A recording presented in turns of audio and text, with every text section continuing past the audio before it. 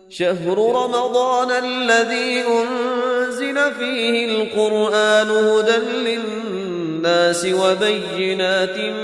من الهدى والفرقان الحمد للہ والصلاة والسلام علی رسول اللہ اما بعد۔ رمضان المبارک کے فوائد سمیٹنے کے 30 سنہری اصولوں میں سے 30واں اور آخری اصول یہ ہے کہ وعدہ پکا کرنے کے بعد کہیں اسے توڑ نہ دینا۔ معزز سامعین، رمضان کے بعد بھی عمل صالح کا سلسلہ جاری رہنا چاہیے۔ رمضان ختم ہونے کا معنی یہ نہیں ہے کہ نیکی اور عمل صالح کا سلسلہ ختم ہو گیا، اس لیے کہ ہم رمضان کی عبادت نہیں کرتے بلکہ رمضان کے رب کی عبادت کرتے ہیں، اور رمضان کا رب ہمیشہ زندہ ہے۔ اللہ تعالیٰ نے قرآن کریم میں اپنے نبی صلی اللہ علیہ وسلم کو خطاب کر کے فرمایا کہ وَاعْبُدْ رَبَّكَ حَتَّى يَأْتِيَكَ الْيَقِينُ، اے نبی صلی اللہ علیہ وسلم، آپ اپنے رب کی عبادت کرتے رہیے یہاں تک کہ آپ کو موت آ جائے۔ یہ خطاب جہاں نبی کریم صلی اللہ علیہ وسلم کو ہے، وہاں پر آپ کی تبعیت میں تمام امت مسلمہ کو یہ خطاب ہے اللہ سبحانہ و تعالیٰ کا کہ جب تک ہمیں موت نہیں آ جاتی تب تک ہم پر لازم ہے کہ ہم اپنے رب کریم کی عبادت کرتے رہیں،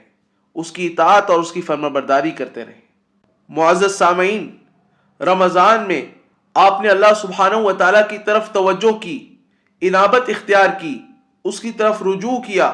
توبہ اور استغفار کیا، آپ کے اندر اطاعت کی قوت اور شوق پیدا ہوا، آپ نے اعمال صالحہ کیے، آپ اللہ سبحانہ و تعالیٰ کے در پر روئے، آپ نے آنسو بہائے، آپ نے راتوں کا قیام کیا، تہجد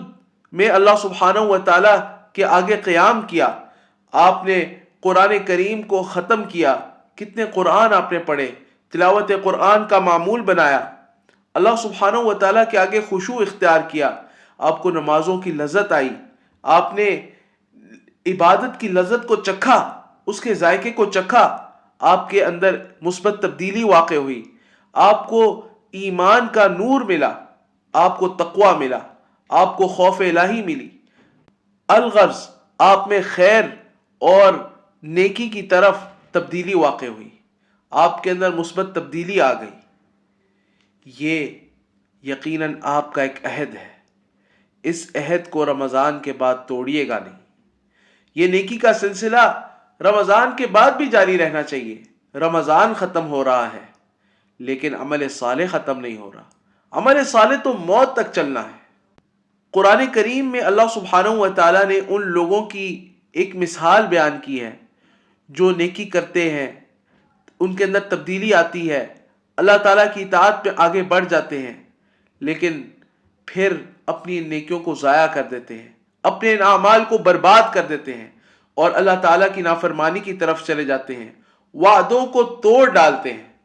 اللہ تعالیٰ نے ان کے بارے میں فرمایا کہ وَلَا تَكُونُوا كَالَّتِي نَقَضَتْ غَزْلَهَا مِن بَعْدِ قُوَّةٍ أَنْكَاثًا، اور اس عورت کی طرح نہ ہو جاؤ جس نے اپنا سوت مضبوط کرنے کے بعد ٹکڑے ٹکڑے کر کے توڑ ڈالا۔ یعنی خود ہی اس عورت نے دھاگا بنایا، اون سے، روئی سے اس نے دھاگا بنایا، پھر اس کو خود ہی ٹکڑے ٹکڑے کر کر ضائع کر دیا۔ کتنی احمق اور بے وقوفانہ حرکت اس نے کی، اتنی محنت کو اس نے ضائع کر دیا۔ یہ مثال ہے ان لوگوں کی جنہوں نے بڑی محنت کی، اپنے آپ کو اللہ سبحانہ و تعالیٰ کی اطاعت پر مجبور کیا، اللہ سبحانہ و تعالیٰ کی اطاعت میں لگے، نمازیں پڑھی، اذکار کیے، تلاوت قرآن کی، عبادت کی لذت ان کو حاصل ہوئی، عبادت کا نور ان کو ملا، اور اللہ سبحانہ و تعالیٰ کے آگے آنسو بہائے، روئے اللہ سبحانہ و تعالیٰ کے آگے۔ لیکن پھر جب رمضان گزر گیا، نیکی کا یہ موسم بہار چلا گیا، تو انہوں نے اپنی نیکیوں کو ضائع کر دیا، دوبارہ اللہ سبحانہ و تعالیٰ کی نافرمانیوں میں مبتلا ہو گئے، ان نیکی اور خیر کے سلسلوں کو چھوڑ دیا، غفلتوں میں ڈوب گئے، اور اللہ سبحانہ و تعالیٰ کی یاد ان کے دلوں سے نکل گئی۔ معزز سامعین، مطلوب ہم سے یہ ہے کہ ہم اپنی نیکیوں پر استمرار اختیار کریں۔ یہ نبی کریم صلی اللہ علیہ وسلم کی وصیت ہے۔ نبی کریم صلی اللہ علیہ وسلم نے ایک شخص کو وصیت کی اور کہا کہ تم کہو قل آمنت باللہ ثم استقم، کہ میں اللہ پر ایمان لایا پھر اس پر ڈٹ جاؤ، استقامت اختیار کرو۔ استقامت مطلوب ہے، ہر نیکی اور ہر اطاعت میں استقامت مطلوب ہے۔ اور پھر معزز سامعین، یہ بات میں کرنا چاہتا ہوں کہ یقیناً ہم انسان ہیں اور بشری تقاضوں کی وجہ سے انسان سے تقصیرات ہوتی ہیں، کوتاہیاں اور کمیاں ہوتی ہیں اس سے، اور یقیناً اس رمضان بھی ہم سے بہت سی کوتاہیاں اور کمیاں ہوئی ہوں گی۔ تو مطلوب یہ ہے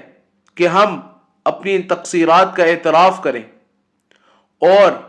ان غلطیوں کو، ان کمیوں اور کوتاہیوں کو نیکیوں سے بدل دیں۔ نبی کریم صلی اللہ علیہ وسلم کی اس وصیت کو آپ یاد فرمائیں کہ جس میں نبی کریم صلی اللہ علیہ وسلم نے ارشاد فرمایا کہ وَاتْبِعِ السَّيِّئَةَ الْحَسَنَةَ تَمْحُوهَا، اگر گناہ ہو جائے، برائی ہو جائے تو اس کے بعد نیکی کرو، وہ نیکی اس برائی کو مٹا دے گی۔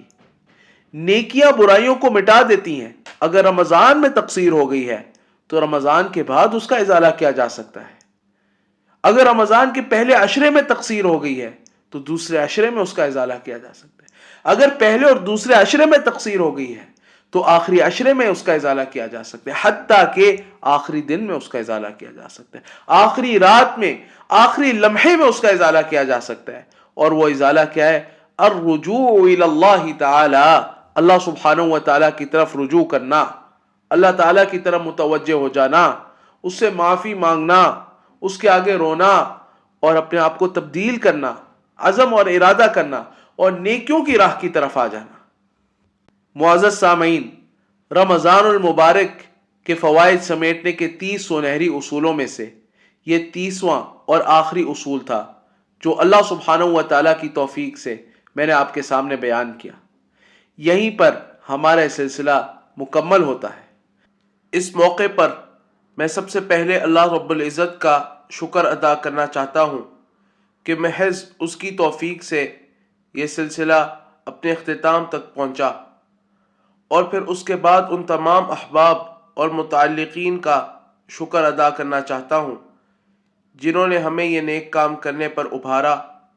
اس کے وسائل اور اسباب مہیا کیے اور اس کام میں ہمارے ساتھ مکمل اور بھرپور تعاون کیا۔ اللہ تعالیٰ انہیں اس عظیم عمل کا دنیا و آخرت میں اپنی جناب خاص سے بہترین بدلہ عطا کرے۔ فما كان فيه من صواب فمن الله وما كان فيه من خطأ فمني ومن الشيطان وآخر دعوانا أن الحمد لله رب العالمين۔